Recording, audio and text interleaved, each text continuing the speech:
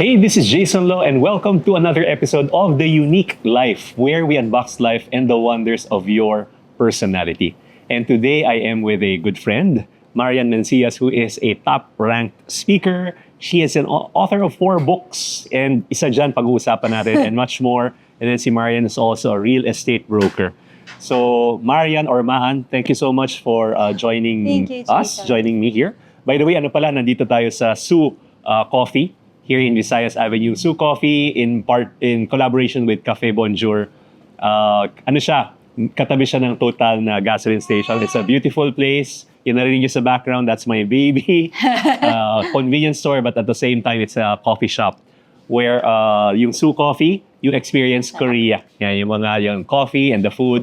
So join us here and thank you for sponsoring this episode. So Marianne, nakita ko yung mga books mo, no? Nabasa ko ng isa, pre-pandemic pa yung Masterpiece. I love the book. Thank you. Tapos itong book na Ayoko ng Maging Marupok. Okay yung title, no? I love also your ministry and your calling, no, to help singles. Can you tell us more about that?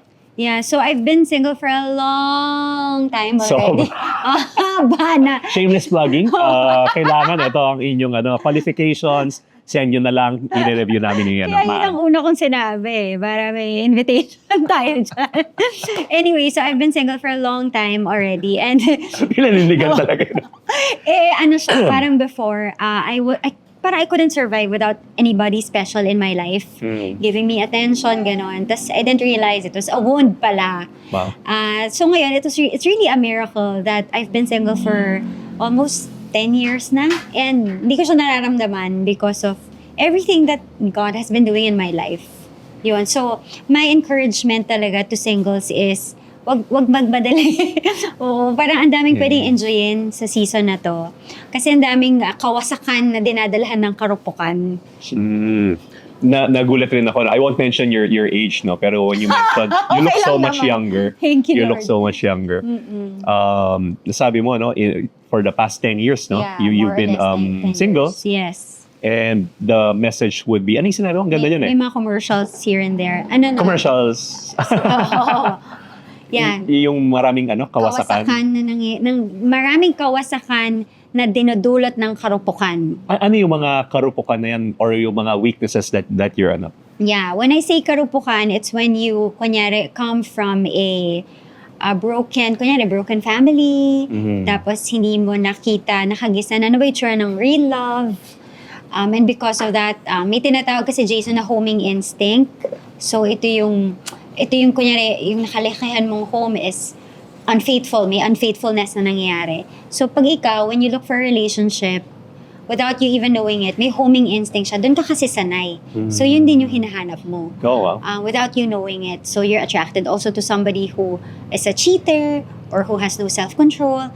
So kumbaga yung gusto ng kalaban, ng enemy na paulit-ulit na generational pain mangyari, maruin yung mga beautiful children of God. So yun yung tinatry natin na itigil.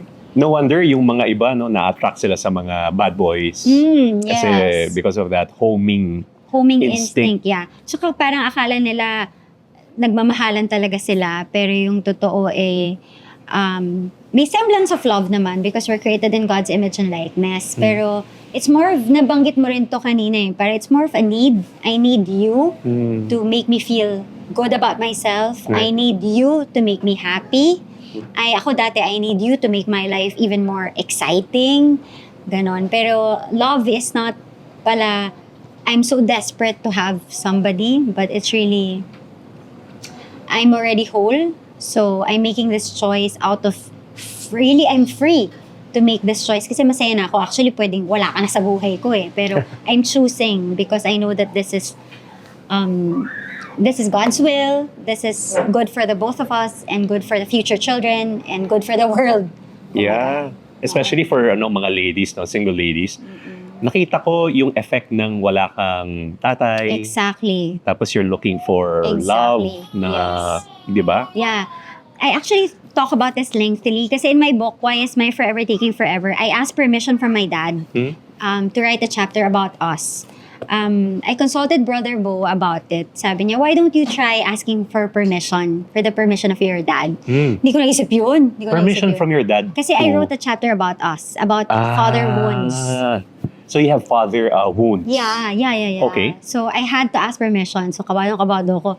And then what I did was, I printed the manuscript. I asked my mom to read it, my dad to read it, my sister to read it, para we're represented. Yeah. And then, yun yung chapter din na sobrang dami nag-message sa akin na girls na this has really healed me, healed my relationship with my father. Kasi there's a book the title is The World Needs a Father. So sinasabi doon na the main problem talaga of this world is fatherlessness. Yes. Nakita natin na in the Philippines, national social emergency na ang teenage pregnancy. Lalo na dito, kasi matriarchal ang Pilipinas. Tapos yung advent of single moms, dami na talaga. And then it causes other problems pa. Nakaka-contribute yan sa poverty, mental health, nahihinto yung education. So kumbaga, kung may father wound ka, minsan hindi mo na-realize na naghahanap ka ng father figure, ng love, ng attention, na hindi mo nakuha growing up. And you end up with the wrong person. Kaya hayok na hayok sila. Kaya hayok na hayok meron ka. kagad dumating. Kaya sobrang marupok. Tapos pag nawasak ka na nito, parang hindi ka na naman magli-live. May mamubola lang sa'yo. Nag-gorabels ka na agad. Kasi nga, yun. Pero there is a way out of it. And that's really, our relationship with God and pursuing, yung wife ni Brother Bo, si Sis Maru, lagi niya sinasabi na, before kasi she came from a red flag relationship din, ganyan. So, she would feel it na nag-along na siya ulit for a boyfriend. And then she will just pray, Lord, make me whole. Make me whole. And then from there, eventually, na-meet niya na si Bo as she was pursuing the Lord. So, very important, magpakabuo muna tayo kesa mawasak yung buhay natin, mawasak yung buhay ng isang tao and yung mga anak. Parang, instead of having a whole, you are whole as a person, no? Exactly. If you don't mind me asking, na-share mo naman siya dun sa chapter, sa libro? Yung father wound? Yeah, exactly. The father wound? Hindi ko na siya Or a inaano.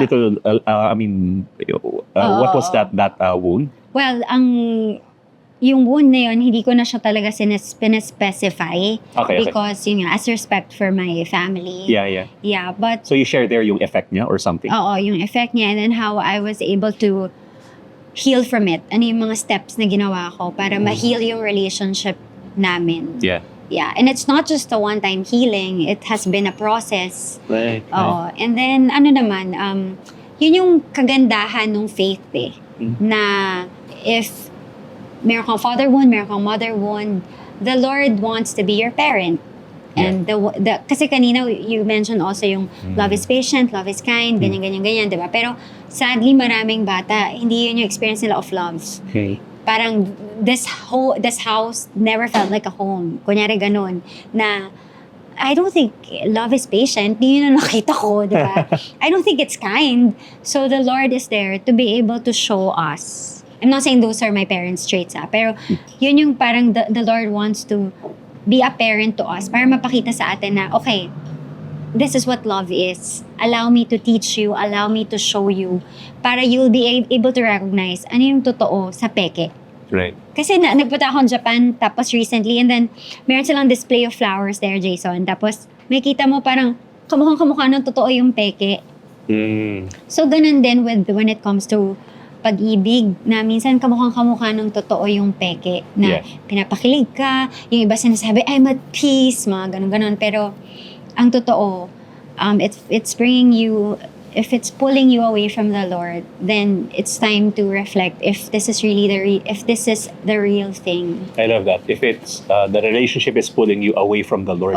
Not drawing you closer. By the way, kaya sinasabi ni Maan na yung sabi ko kanina, this is a collab.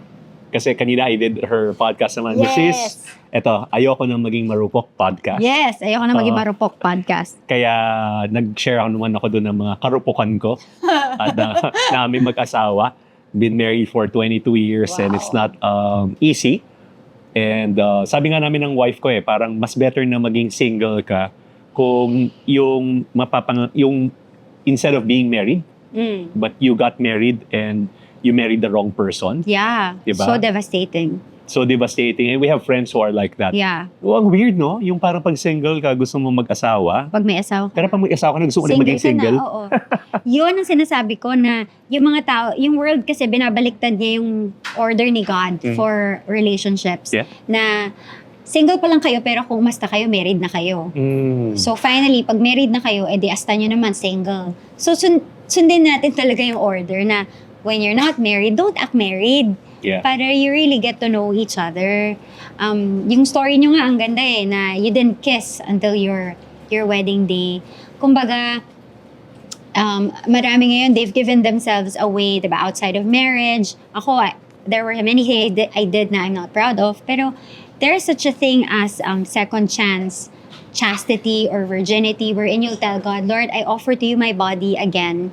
It's yours. And then it will give you so much clarity about your worth, so much clarity about the relationship. Ano ba talaga tong meron tayo? Right. And your purpose, which is very, very important. Right. Tsaka no? Yung kunyari, hindi pa kayo married, meron kasing tinatawag na holy unity, tsaka unholy. I like that. So, I like that. pag hindi pa Holy kayo married unity. and you have sex, Yeah. then nasasanay kayo sa unholy alliance or Ganda unholy unity. Yeah. So ngayon, pag mag-asawa na kayo, di ba, parang repellent sa inyo yung holy union dahil nasanay kayo dun sa unholy.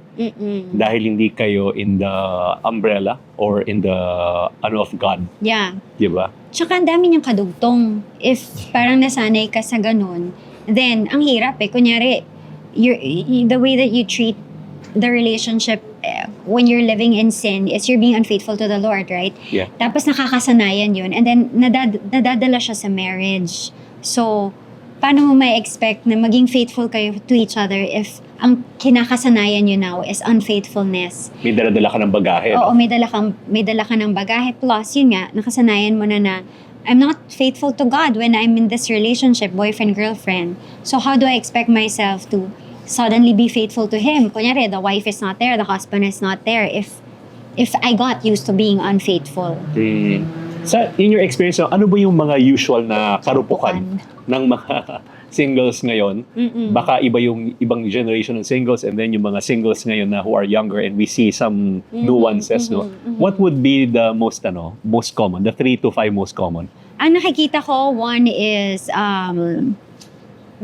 marupok sila kapag kunyari they grew up in a family where kapos yung maraming financial problems, and then ang nangyayari is they get into a relationship where they feel like the guy will provide security financially, even if kunyari lang sila, other woman sila.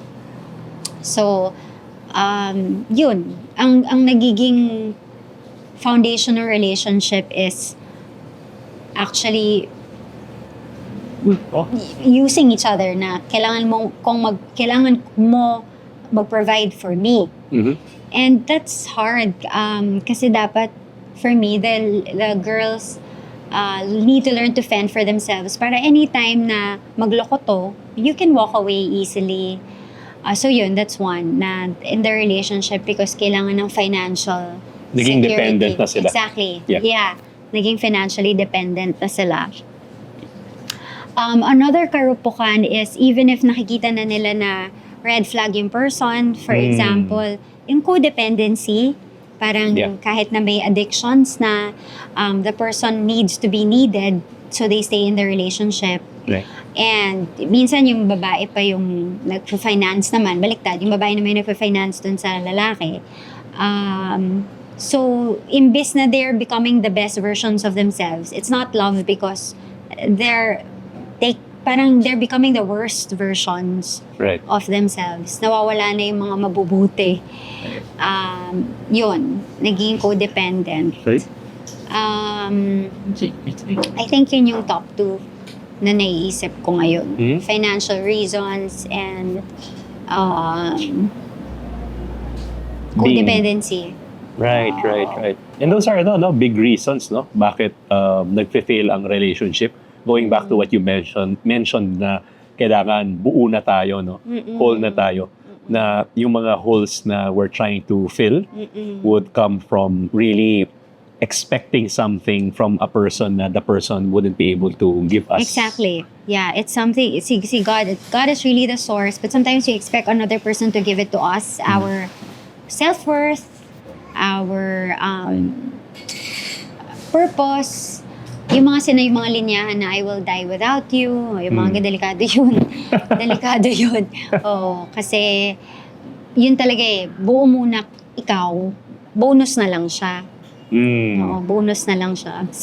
In an already beautiful life, in an already happy life, bonus na lang yung partner. I also admire this sa'yo, Maano. Yung sabi ko nga kanina, before we started the episode, you're beautiful, you're charming, para ilibre mo ako mamaya. Tapos, no, seriously.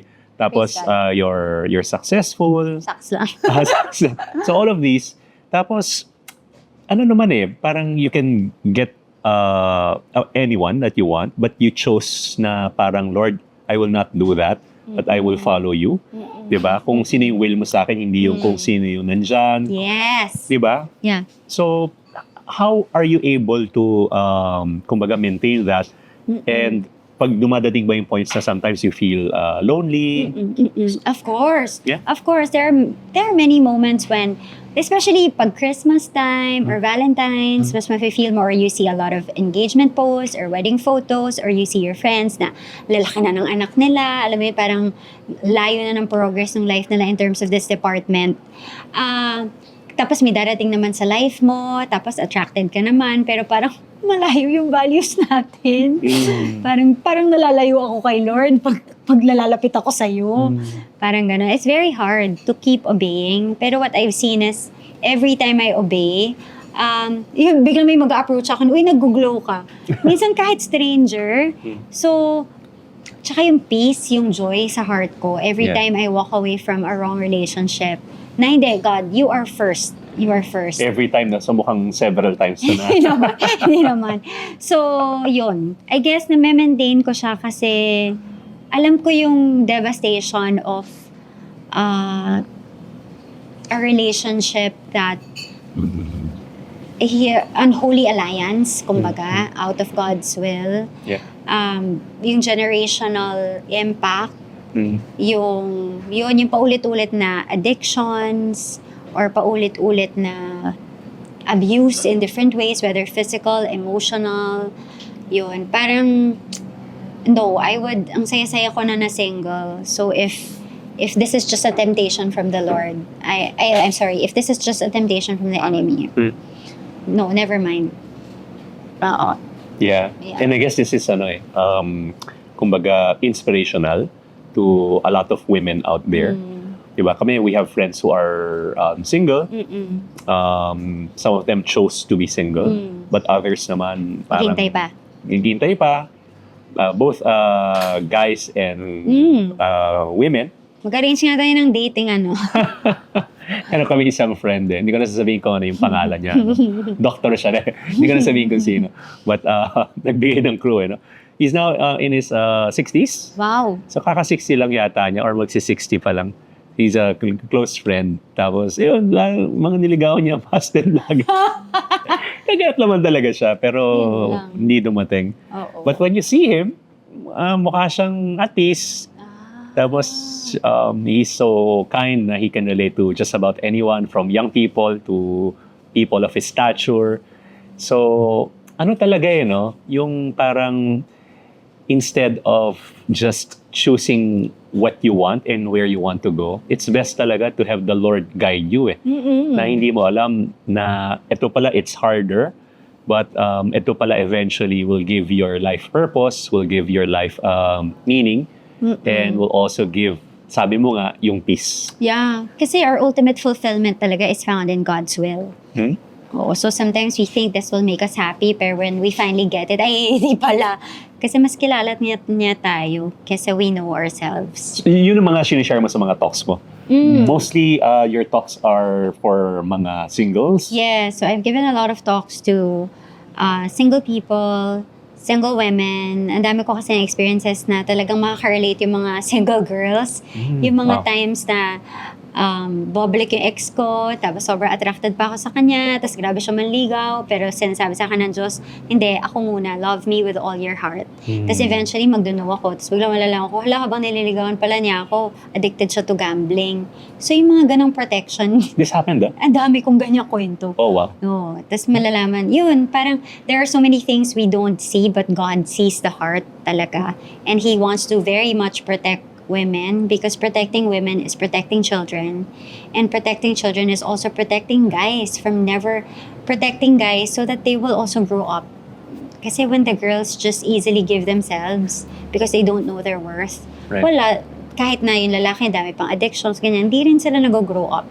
Like I interviewed before in Boiling Waters, they have a channel, parang 2 million na yata yung ano nila. Tapos parang sinasabi nila na pag itinanggap na niya akong ganito di ganito na ako. No, hindi pa sila mga okay na guys. So, kumbaga, the girls are the ultimate prize, and when we just give ourselves easily, then we also allow guys to remain the same, to never grow up. And that's the parang greatest tragedy na a man, somebody who's supposed to be leading a family is not able to kasi boy pa siya. Siya real man. I like that. Boy. And we have a lot of boys Ang dami. na who are grown men but act like boys, think like boys. So sad. It's so sad. Yeah. Tsaka no, yung parang ang laki ng impact din ng mga magulang sa atin. Na tipong it's definitely. either we wanna follow on their footsteps, Yeah. but yung kabilang side naman yan, we want to be the opposite of them. Mm-hmm. Ako, I have two girls and one boy, Boy. a newborn baby. Mm-mm. Tapos yung 2 girls ko, thank you, tagal namin hintayin, si Kian. Yung 2 girls ko, like ko sinasabi sa kanila, exactly kung ano yung sinasabi mo, pag may naniligaw sa inyo, pahirapan nyo. Kasi pag nag-yes kayo dyan, game over yan. Oo. So, pahirapan nyo, tapos, yun din, bine-brainwash, ko sila, minomotivate ko sila na ganyan. But, yeah, yung impact, no, nung mga, the people around us, the surroundings, our family. Yeah. So as you also talk about purpose, no, for singles. Yes, because of my first book also. I'm very passionate about purpose. Yan ang laging tanong ng mga young people, even students Yung nag-poll ako, I had a talk for students. Tapos tinanong ko yung mga friends ng daughters ko. Yun ang tanong nila yung what am I on earth for? What am I here on earth for? Parang sa libro ni Rick Warren, Purpose-Driven Life. Exactly yun yung question nila. So what's your take on that? Well, for me kasi, it's very important to look at your passion, what you naturally love to do, when does time fly, and then, what's your life's masterpiece? And then you look at your potential, ano yung magaling ka, yung parang madali sa'yo, pero hindi ganun kadali for other people. Ibig sabihin, that's where the Lord is really asking you to give value to others. And then find a way to monetize it. So yun, passion, potential, and also pain. Ano yung mga pinagdaanan mo na makakatulong sa iba, na yun yung pinagdadaanan ngayon. And also people. Parang for me kasi, who did the Lord give you special love for? When I prayed to the Lord, He really placed in my heart single girls and youth.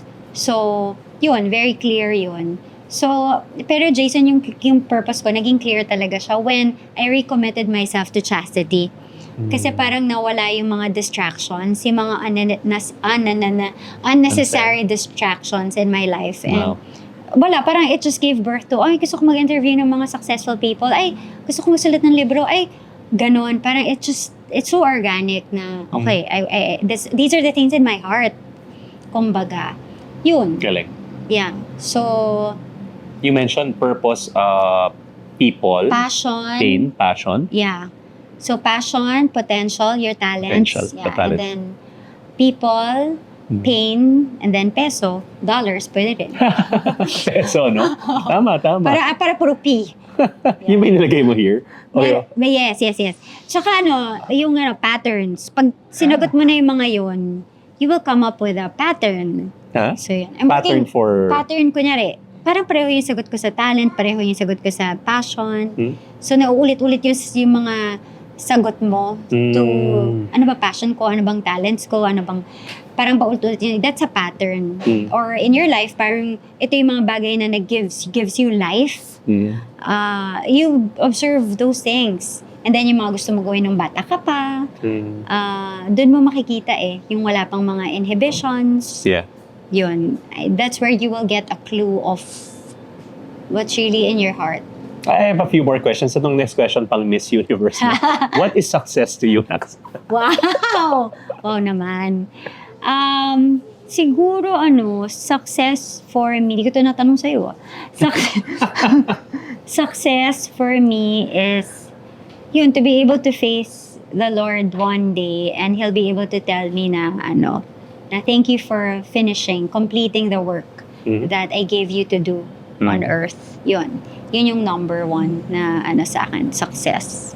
And on your end, yung na yan? What the Lord has, is it what you're doing now to mentor the... Generational healing. Oh, wow. Talaga. Into words. So yun yung purpose mo in your life. Generational healing. Generational Lalim healing. Nun, By way of single women knowing their worth in Christ. I love it. Yes. Napaisip tuloy ako. Ano naisip mo? No. That's really a great answer. Yeah. Kumbaga, kala mo purpose dapat dito siya, malalim. Pero sa'yo, kailangan mong hukayin pa talaga ng...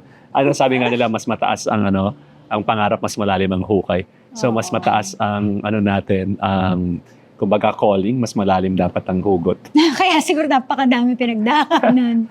Pero yung mga iba dyan, mas marami pa kayong pinagdaanan. Yeah. Well, we can talk about a lot of things. Yes. Please follow Marianne Mencias on her social media handles. And these are her 3 books. What's Your Life's Masterpiece? We spoke a little bit about this. The piece, I love the peso part. And of course, the other piece as well. Tapos ito naman, yung Ayoko ng Maging Marupok. Yes. Ano ba yung mga kahinaan natin sa buhay? This is also part of her podcast. Tapos, why is my forever taking forever? Yeah, and if you have father wounds, that's for you. If you have wounds, family wounds, father wounds, this book is definitely for you.